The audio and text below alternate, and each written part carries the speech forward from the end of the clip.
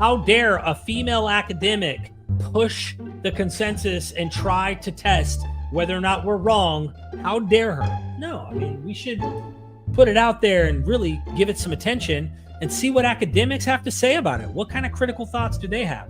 Why don't they agree, or maybe they agree with some of it? Consensus can be damned at the end of the day, right? Because they could be wrong. But I never really read the history of how we came to believe.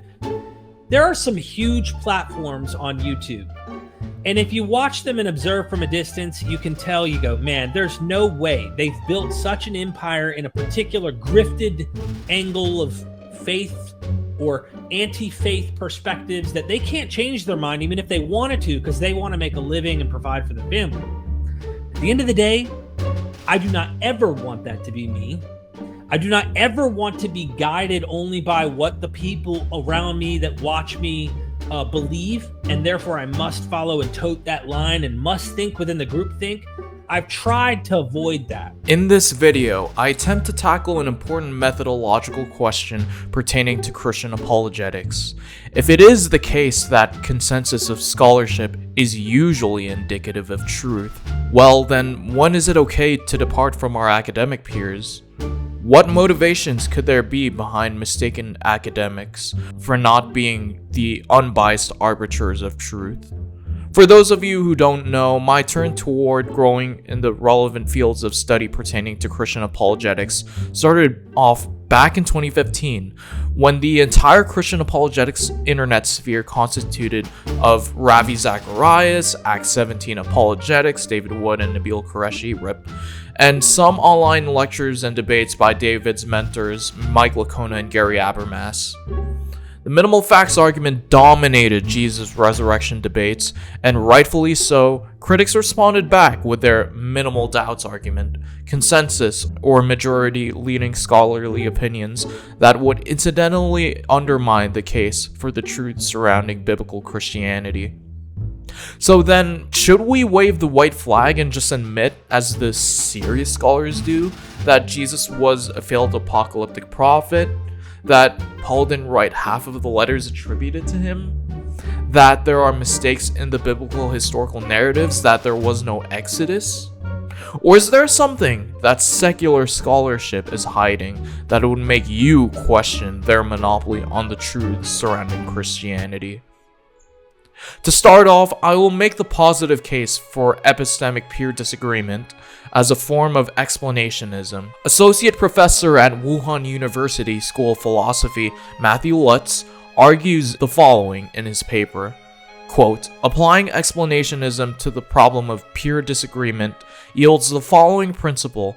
In cases of peer disagreement, the thing that subjects ought to believe is the thing that is the best explanation of their total evidence, where part of their evidence is the fact that they are in disagreement with an epistemic peer. Thus, we can appreciate the expertise of others without having to blindly and unilaterally rely on their guesses." All right, Dr. Falk, why do most Egyptologists not believe in an Exodus? Why do most people walking around on the street not believe in an Exodus? Because they don't know, they don't care. There's a lot of it. But surveys have shown that more Egyptologists believe in the Exodus than, say, biblical scholars. There is a strange sociological effect called the wisdom of the crowd.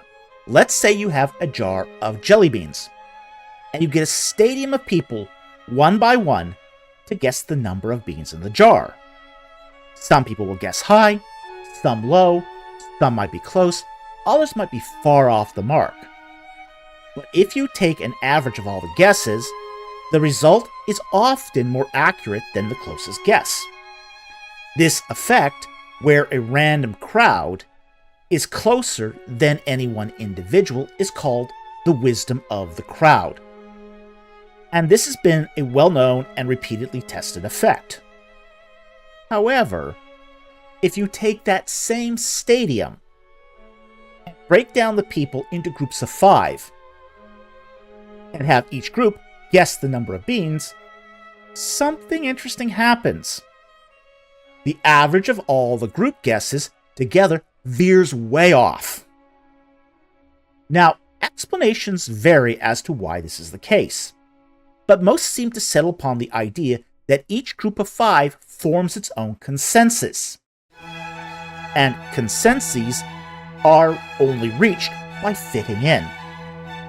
So there seems to be a social dynamic within group settings that places pressure upon the members to conform to a respected or feared member. And that's what skews the results.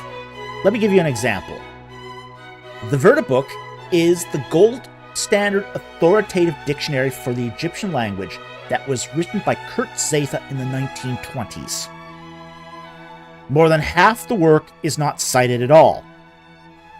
And where it is cited by the so-called Belegstellen, it is poorly cited. Most of the definitions in the Vertibook are either incomplete, inaccurate, obsolete, or outrageously deficient. It has also been superseded by dictionaries that are vastly superior to the Vertibook. However, it has been such a part of the consensus tradition that one cannot be taken seriously as an Egyptian lexicographer without citing the Vertibook, even when it makes no sense to do so. I once mentioned to an Old Testament prof that, quote, there had to be a late bronze settlement at Jericho because Garstank found a provable late bronze cemetery at Jericho, and people don't just bury their dead in the middle of nowhere.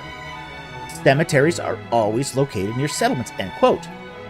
And the response I got was, quote, don't be silly. The consensus agrees that there was no late bronze settlement at Jericho. It's laughable to even suggest the consensus is wrong, end quote. Guess what? The consensus was wrong. There was a late bronze settlement at Jericho. In fact, a whole late bronze city at Jericho. And that is now an established fact. But so many people bow to the consensus instead of following the evidence. Of course, now, many of those same guys are now saying, quote, oh, I never doubted there was a late bronze settlement at Jericho, end quote. This is just gaslighting to paint themselves as ex eventu visionaries instead of the sheep they really are. Okay? We should be asking the following questions. Is the consensus really a consensus? That is, does practically everyone in a field agree on a position? Or is there a controversy that breaks down into majority and minority camps? We need to be cognizant of the fact that sometimes a position is presented as a consensus when it really is not. Was the consensus imposed by force of personality from a particularly esteemed professor, or through academic fraud? I hate to broach those issues, but there has been a sordid history of it happening in academia.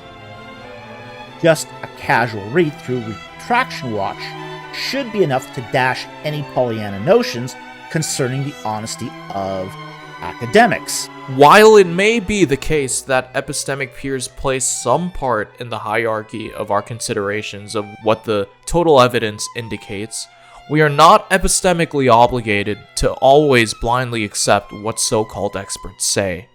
While it may be tempting to take shortcuts and assume that the truth is more likely to be found through doctoral graduates with tenure, mind you, in relevant fields, the fact of the matter is that such reliance pales in comparison to developing your own expertise. For it is your mind and your perceptions that are going to affect how you interpret self-proclaimed experts anyway. So it is in our best interest to prioritize training our minds to be rational, rather than merely listening to experts. To be clear, explanationism is not like Jennifer Lackey's justificationist epistemology. Explanationism focuses on the mere probabilistic relations without focusing on internal justification or otherwise psychological consonance. Nor is explanationism presumptuous in assuming that one or more of the peers have access to anything like total evidence, a lofty requisite to aspire to in Thomas Kelly's total evidence epistemology. Finally, explanationism is superior to Alex Warsnip's net resilience view, because it doesn't posit truthometers, as he would say, based merely on two distinguished categories, reliability and resilience, but leaves open to the factors that may determine the facticity of the side of disagreement that two peers opine toward.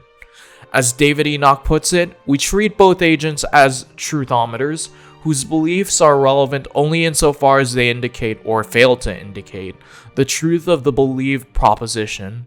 But while we might be forced to take others as truthometers, it seems absurd to treat ourselves as mere truthometers. Notice that subscribing to explanationism does not require us to abandon the general trustworthiness of experts when it comes to basic facts, nor does it require us to be bought wholesale by the postmodernist narrative that all truth is derived from power structures arbitrarily set by peers.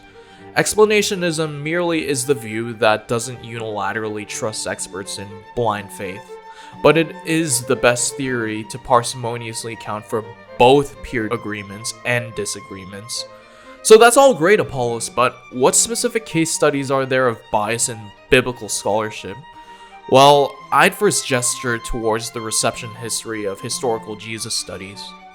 Let's delve into the history of biblical scholarship to understand why academic consensus is currently and was historically neither functionally or ontologically infallible. Look, I wrote an entire book on what we can say about the historical Jesus. So, I don't know what it is, 250 pages long. So it's not as if there's nothing you can say.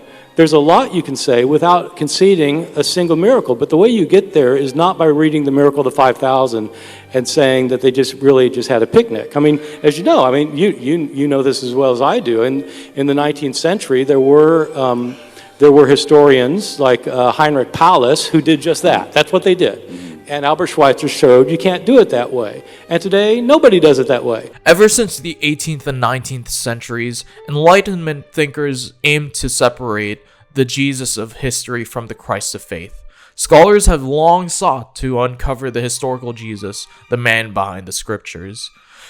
This journey has been marked by several periodizations of quests, which sought to their own biases and agenda-driven ideologies to color their historical results.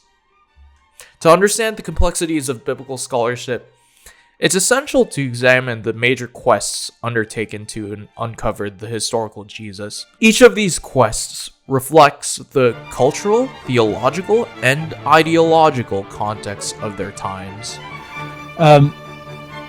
I don't think a lot of the history of scholarship is really been taken seriously in its context in historical Jesus scholarship, and there is a ton of work to be done, as I said. Now, the one example that comes to mind is, again, the Nazi scholarship, that kind of amazingly, this was overlooked for a long time, I think. I think I can explain why, but that's another question.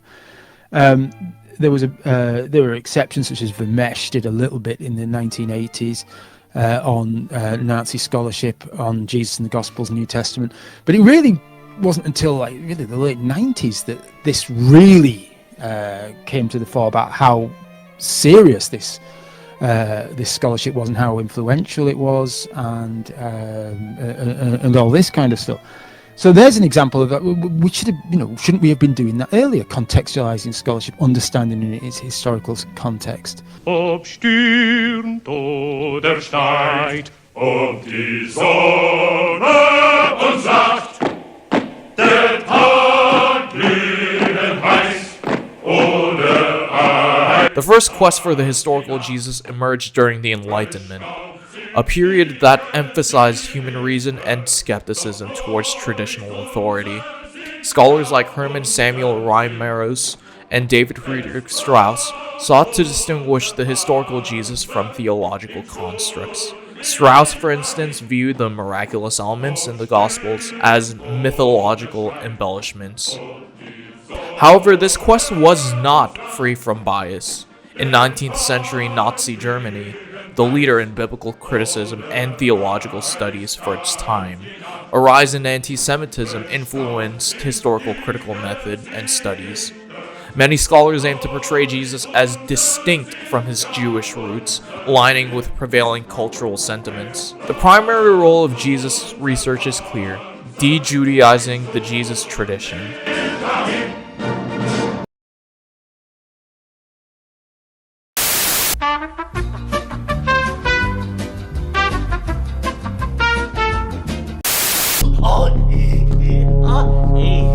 Schnitzel, ja, Wiener, ja, Schnitzel, ja, Schnitzel, Wiener, Mein Kampf, Hitler, Jews.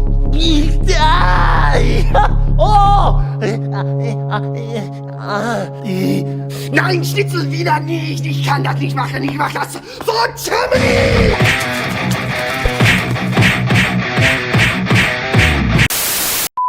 After a period of skepticism, the second quest began in the 1950s, led by scholars like Ernst Cassiman. This phase introduced criteria such as dissimilarity and embarrassment to assess the authenticity of Jesus' sayings. Yet these methods had limitations. By emphasizing what differed from Jewish traditions or early Christian beliefs, scholars risked isolating Jesus from his historical and cultural context. The third quest marked a shift towards situating Jesus mostly within 1st century Judaism. Scholars like E.P. Sanders and Geza Vermesh emphasized Jesus' role as a Jewish teacher and healer. This quest benefited from interdisciplinary approaches incorporating archaeology and sociology. However, some critics suggest that certain portrayals were influenced by contemporary cultural ideals, potentially projecting modern values onto historical interpretations.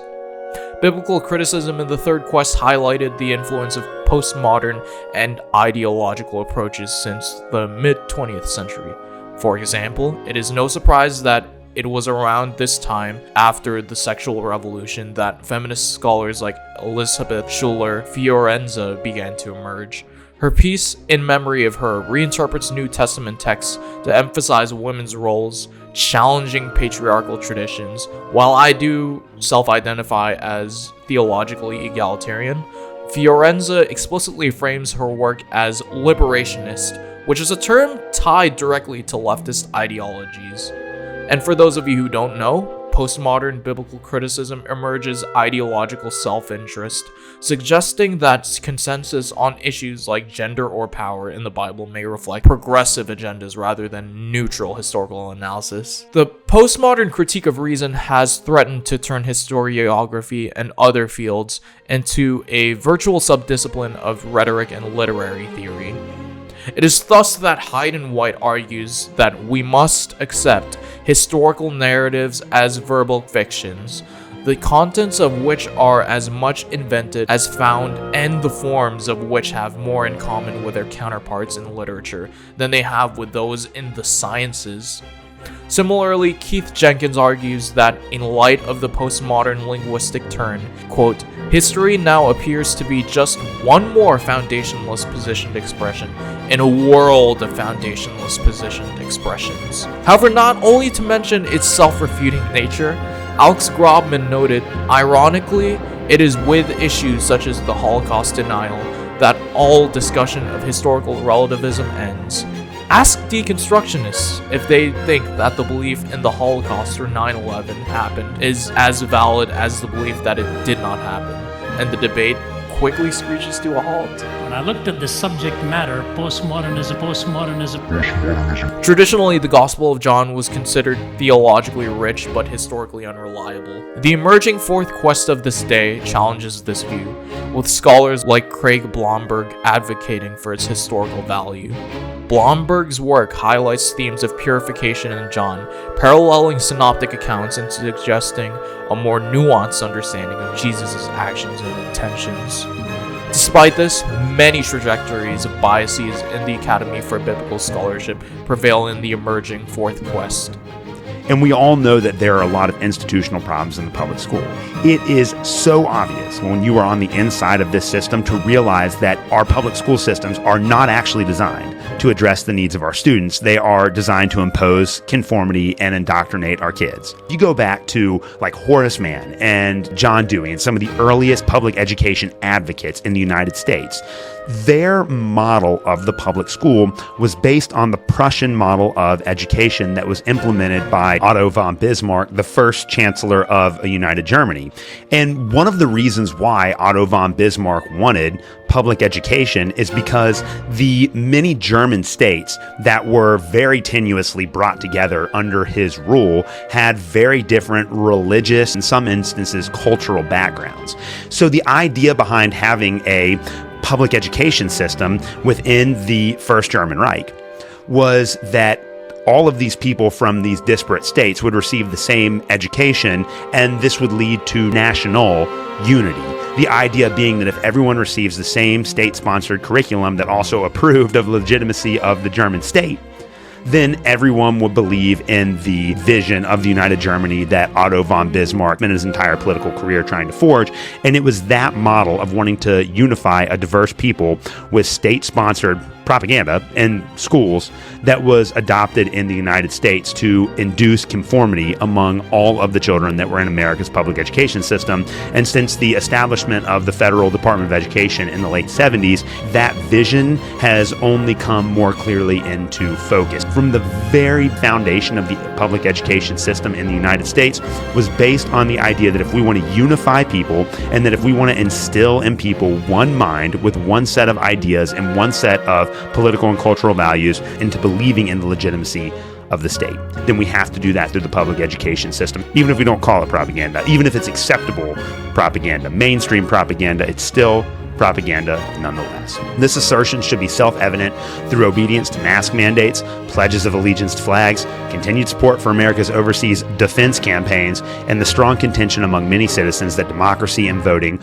are salubrious for all. Public schools are designed to indoctrinate children, and this shouldn't be the purpose of an education. The purpose of an education, at least in the classical sense of the term, should be to give students the tools and the resources and the information that they need to make wise, critical decisions as adults in the real world, to become critical thinkers that are hard workers and that have the ability to successfully make a living for themselves. The problem with social studies instruction is that ever since No Child Left Behind, whenever the Bush administration passed that into law, the Bush administration determined that its report card for success in state schools was going to be based entirely upon math and language arts scores. So you have to take a common assessment at the end of the school year, and whether or not the federal government was going to intervene or give funding or a certain amount of funding or allocate funding to your state depended on how well students performed on math and language arts common assessments at the end of every school year. A massive amount of time, money, and resources has gone into teaching kids math and language arts instruction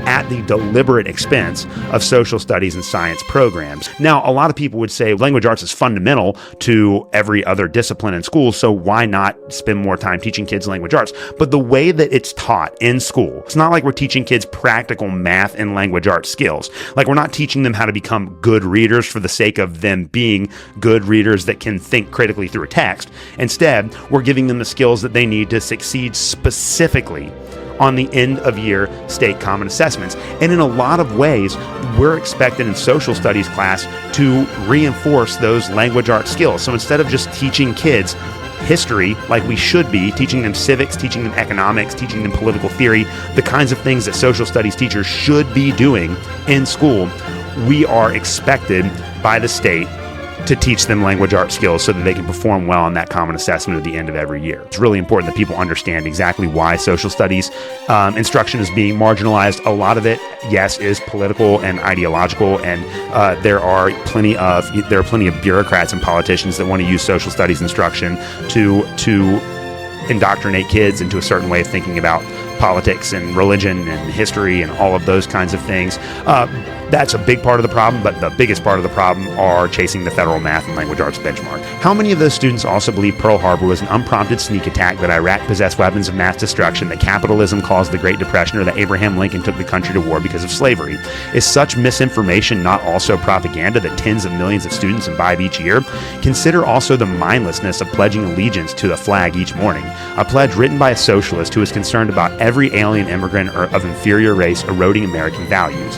Ironically, Specifically, the under God section of the pledge was added to differentiate America from godless communism. When the state mentions God, no worries. It's apparently only those religious people in flyover countries who are the problem. The way in which we read history is a reflection of the values of the politicians. We don't teach history in all of its complexity and diversity and all of its complications. We instead teach a predetermined course of history. Either the entire American regime and everything that came before it is completely racist, sexist, homophobic, bigoted, or the United States is God's instantiation of the kingdom here on earth. No question, her favorite conversations include gender, sexuality, and marriage. What the Bible does and does not say about them. Bruh. The one in the middle, this new Revised Standard Version updated edition, right, just came out this year. I think it's interesting. They kind of do somewhere in between. Was reclining close to his heart. So it's like the translation committee members are trying to be honest about the fact that the language in the Greek there says that these two guys were spooning. The translations there are really kind of interesting, the way they kind of dodge the physical intimacy, the bodily intimacy that's implied in the way the story's told.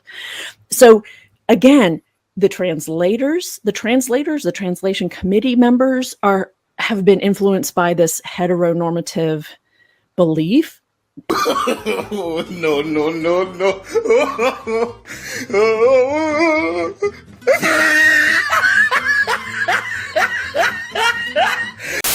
Examining these quests reveal that scholarly consensus is often shaped by the cultural and ideological context of the time.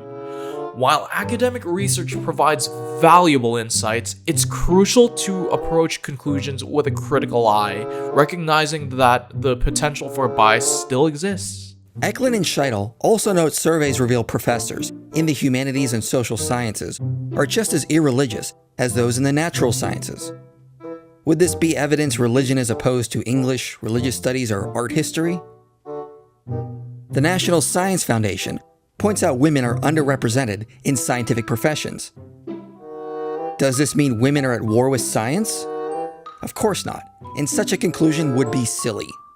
So why does Jerry Coyne get to make this logical leap when it comes to religions? They also highlighted other research, which shows Christians tend to be more attracted to helping professions, which indicates Christians have implicit motives to pursue careers in health, medical, and engineering fields, instead of taking positions as research professors. Research also indicates Christian parents encourage helping professions more so than unaffiliated parents. Now for the million-dollar question of the video.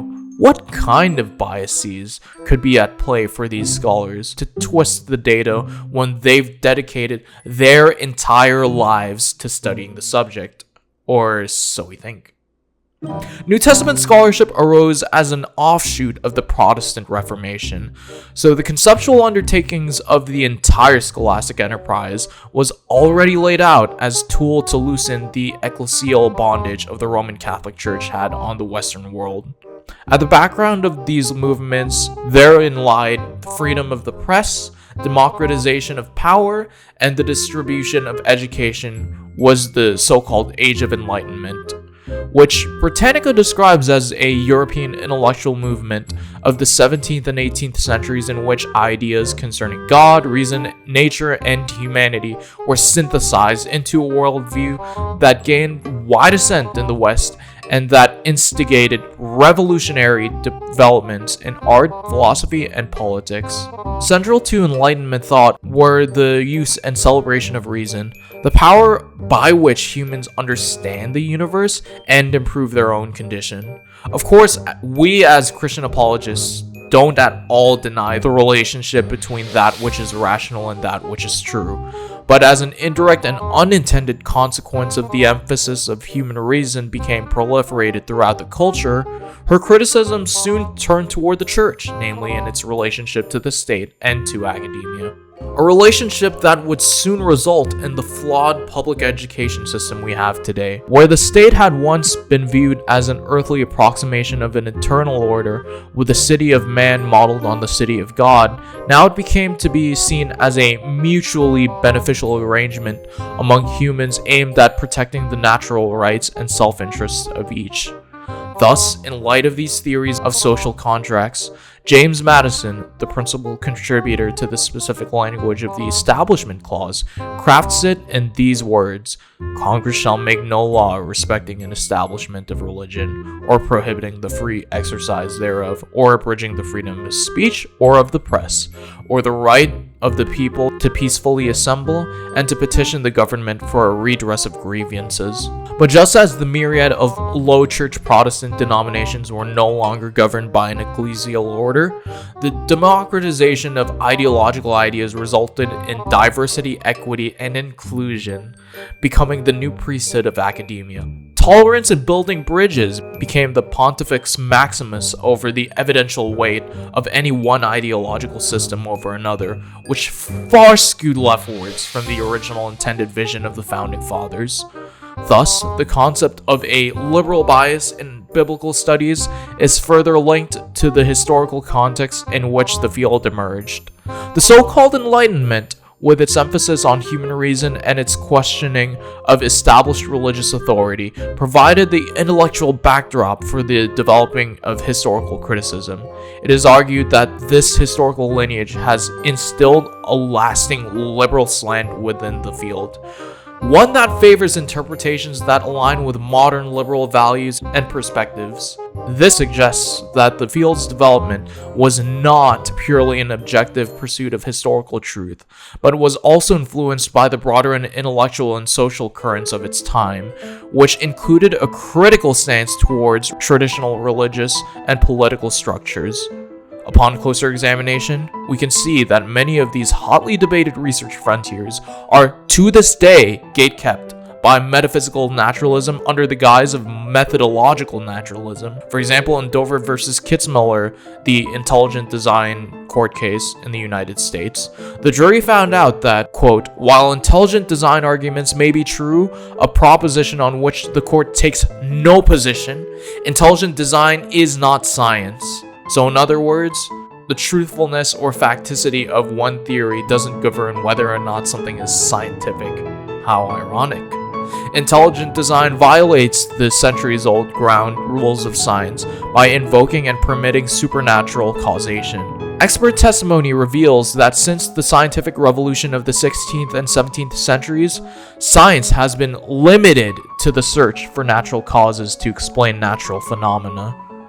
In other words, a perfectly empirical research question that could be tested for results was constitutionally outlawed as unscientific because of its implications on our origins and where we come from were too deeply tied to religio-cultural traditions that prevailed in current society or the lack thereof. The same bias against any appeal to the supernatural exists within the nexus of comparative religious studies. Ernst Troeltsch, among many proponents from our intellectual ancestry, realized that a whole worldview lies behind the historical critical method, appealing to the following three principles. Number one, the principle of criticism, which states that events are always more or less probable but never certain. In other words, if historical explanations are always a matter of probability, and if the probability of a violation of a law of nature is to be assessed by weighing it against all confirmations of that law, which by the way is a framing of the question that I and other philosophers have thoroughly debunked in other videos, see the reference class problem in statistics, then miracles always by definition have a probability approaching zero. Number two, the principle of analogy. This principle holds that our understanding of the past must always be analogically rooted in our experience of the present. Since Troeltsch and most other critical historians assume people never experience supernatural events in the present, this principle led to the conclusion that it is outside the bounds of critical historiography to ever appeal to the supernatural. And number three, the principle of correlation. This principle explicitly holds that every event must be understood within a nexus of natural causes and effects. In the thinking of Troeltsch and many others, this was a foundational assumption for all truly critical history. In the words of Troeltsch's contemporary F.H. Bradley, the inevitability of law and what loosely may be termed as causal connection is the condition which makes history possible, and which, though not for her to prove, she must nonetheless presuppose as a principle and demonstrate as a result worked out in the whole field of her activity. Other notable historians betray their own philosophical assumptions without justification in their writings, such as in the case of Van Harvey's case for a naturalistic historiographical methodology. He says that adherents of one tradition typically believe the miraculous claims attributed to their founder and/or that are part of their tradition, while rejecting the miracle claims of other traditions. For him, such a biased approach is clearly unacceptable for critical historians. Accepting any miraculous claim as historical would put us back in the naive and mythologically minded stage of human development, according to Van Harvey. Harvey also argues that it is simply not possible for modern Westerners to go back to a pre-critical mindset. No one can step outside of one's own cultural presuppositions. To this day, we see this play out in the annual International Conference of Biblical Scholars of all backgrounds, namely the Society of Biblical Literature, or SBL. One of the mandates of the SBL is to abstain from promoting one or another religious viewpoint.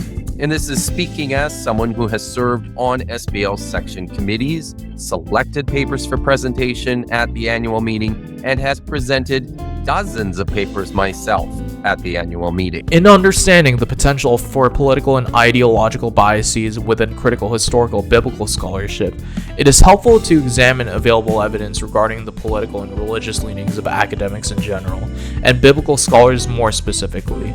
Several studies and surveys conducted on academics across various disciplines indicate a general tendency towards the left, particularly within the humanities and social sciences.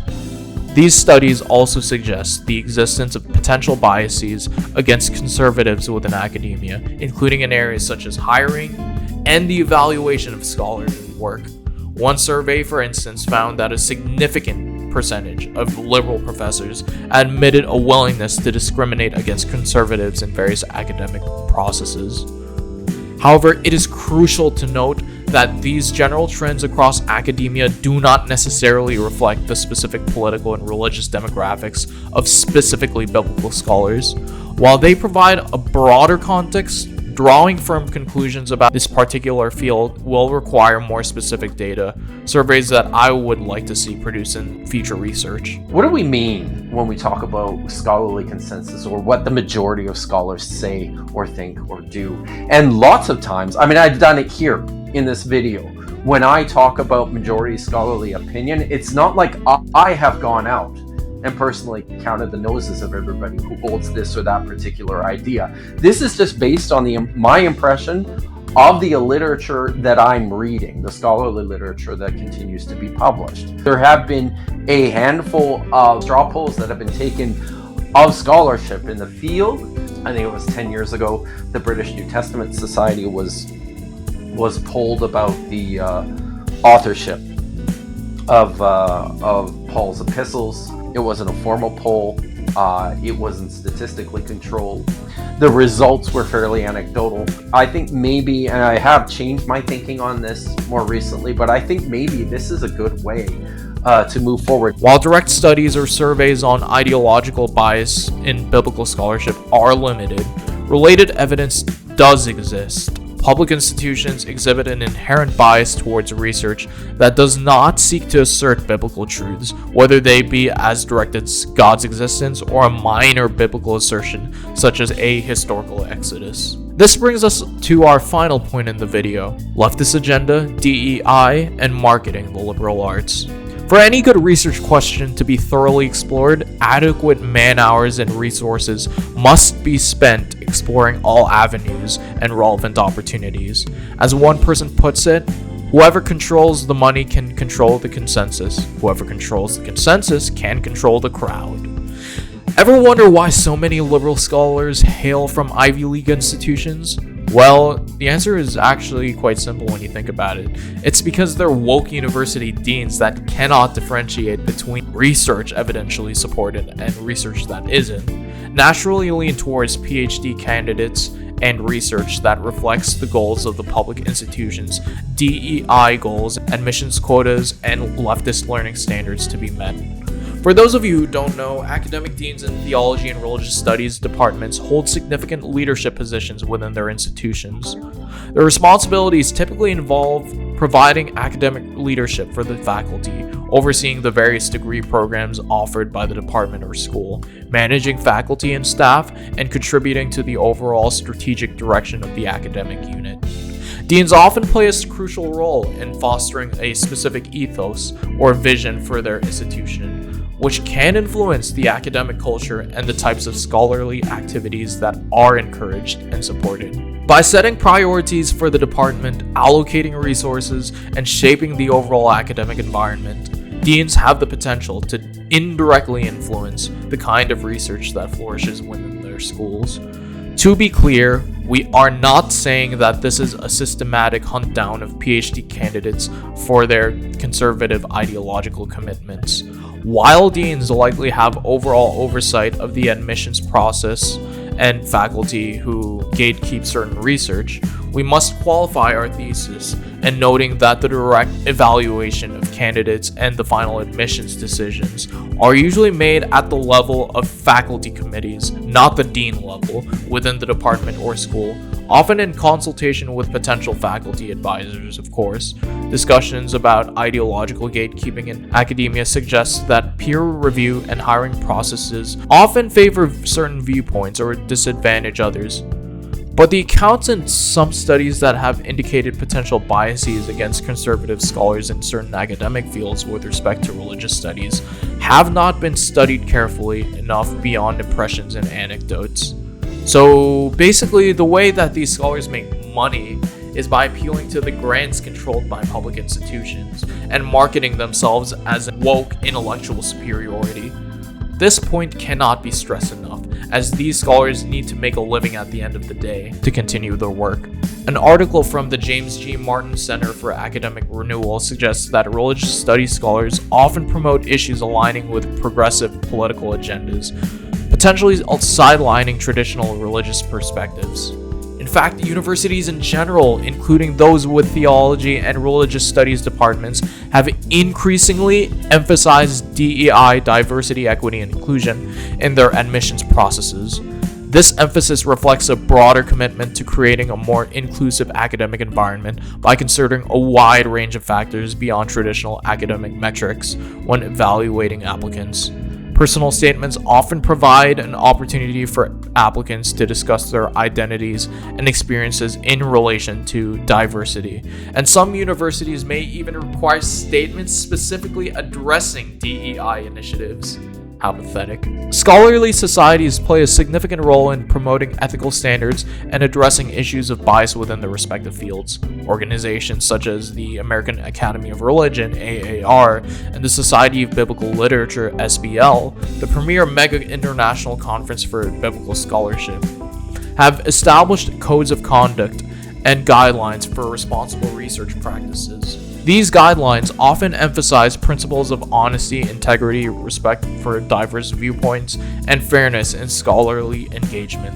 Furthermore, these organizations have increasingly focused on promoting diversity, inclusivity, and ethical scholarship within their communities, recognizing the importance of addressing biases based on factors like race, religion, gender, sexual orientation, and other protected characteristics. By setting these standards and fostering a culture of ethical conduct, while scholarly societies seem to aim to mitigate the negative impacts of bias and promote a more rigorous and inclusive academic environment within biblical studies and related fields, the fact of the matter is that a non-monolithic set of ideas doesn't equate to neutrality and non-bias. As Thomas Haskell once argued, objectivity is not the same thing as neutrality. You can't just assume some arbitrary point in some arbitrary middle as a scholarly middle ground that is more likely to be right than not.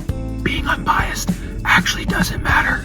There's this myth on the internet that somehow being unbiased is going to correlate with finding the truth. Here's the thing. Evidence remains evidence regardless of your psychology. It's an interesting psychological fact, but it doesn't change whether or not something is evidence. Over the years of being on the internet, there's a lot of bad views about what evidence is. Either it's something that convinces you or something that's compelling or persuasive, and evidence is actually none of those things. This naive neutralism is actually a leftover from an old era called logical positivism. All you really need to know is that it's outdated and outmoded, and people in the field of epistemology have progressed way past that. Anyone who specializes in the field of evidence today, the nature of evidence will tell you that evidence is actually much more simple than that. And like, what is evidence? Simply put, evidence is just any body of information that increases the probability of a hypothesis being true. Without trying to get into like the weeds of philosophy too much, but I do think that being quote unquote unbiased is overrated. It assumes some sort of middle ground or some default position that you would characterize as not biased, and any deviation from that would be biased. If I want to know whether or not Christianity is true, I want to know the best arguments for Christianity, as opposed to like trying to like sit here in the middle and just like passively wait for whatever data comes my way. No, I want to be able to steel man the case for each worldview. So as we can see, the assumed democratic ideal to protect against univocality, and more specifically DEI, diversity, equity, and inclusion policies, heavily influenced the field of biblical scholarship. From its very inception, the field was headed towards a point where it could no longer be monolithic, but demands to encompass a diverse range of perspectives and voices. Scholars from various religious traditions, including Christian, Jewish, and those with no religious affiliation, contribute to the ongoing discussions and debates. Additionally, the increasing inclusion of scholars from different cultural contexts and the emergence of critical approaches such as feminist, post-colonial, and African-American biblical criticism have challenged traditional interpretations and brought new and often marginalized perspectives to the forefront of the field.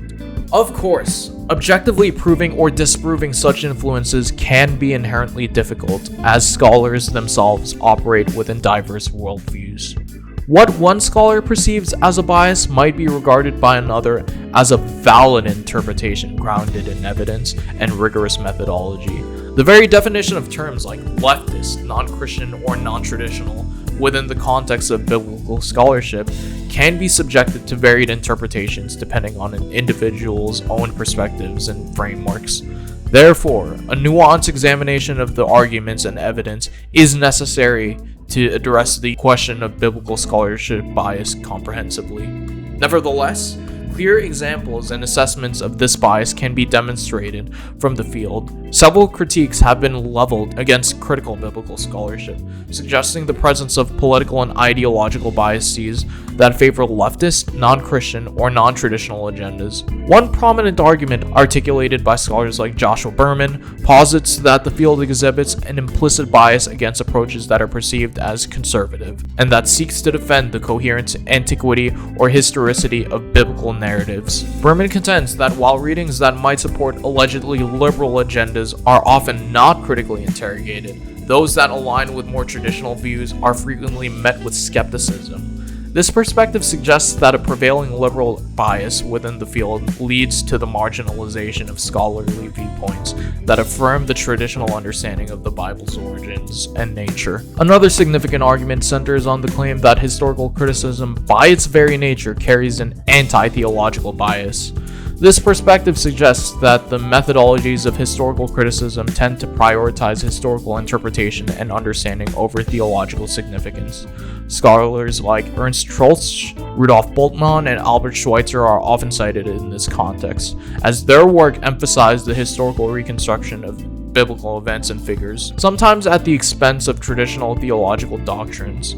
The argument is that by seeking to establish a level of methodological precision akin to the natural sciences, and by often dismissing the mythical as pre-scientific, historical criticism operates with a bias that favors secular or naturalistic explanations over theological ones. A key manifestation of this perceived bias is the presence of anti-supernatural presuppositions amongst critical scholars. Several examples illustrate how a pre-existing belief that the supernatural is impossible can influence the historical analysis of Jesus and other biblical figures. Scholars such as Charles Hartshorne explicitly stated a metaphysical bias against resurrections, while Antony Flew considered miracles to be inherently impossible within the realm of critical history.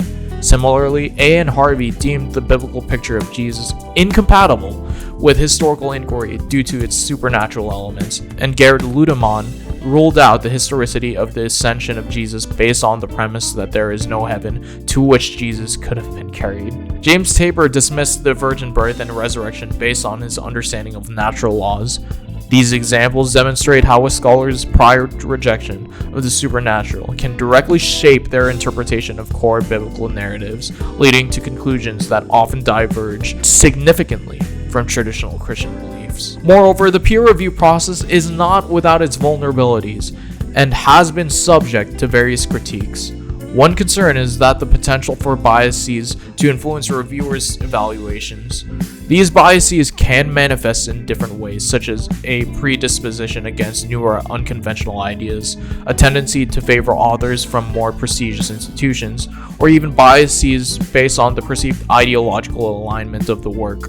In fact, we have clear examples of scholars coming up with fake manuscript discoveries to make money off of a sensationalist hit piece. In fact, examples exist where work later deemed questionable or even fraudulent has passed through the peer review process and has been published for the sake of meeting research grant money quotas. Unconscious biases related to factors like gender, ethnicity, or the reviewer's own institutional affiliations can also inadvertently impact the evaluation process.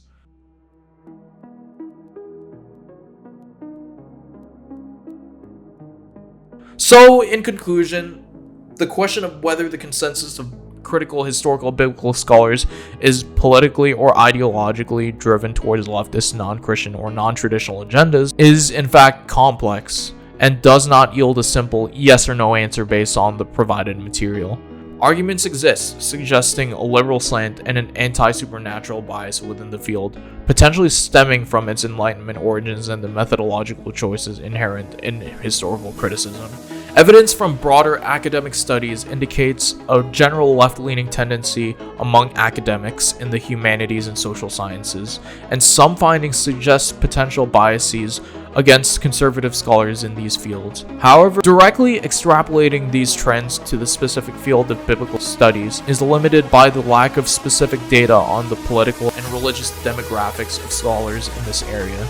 Of course, religiously affiliated institutions are a thing, but all the more reason for skeptics to flock to the public institution.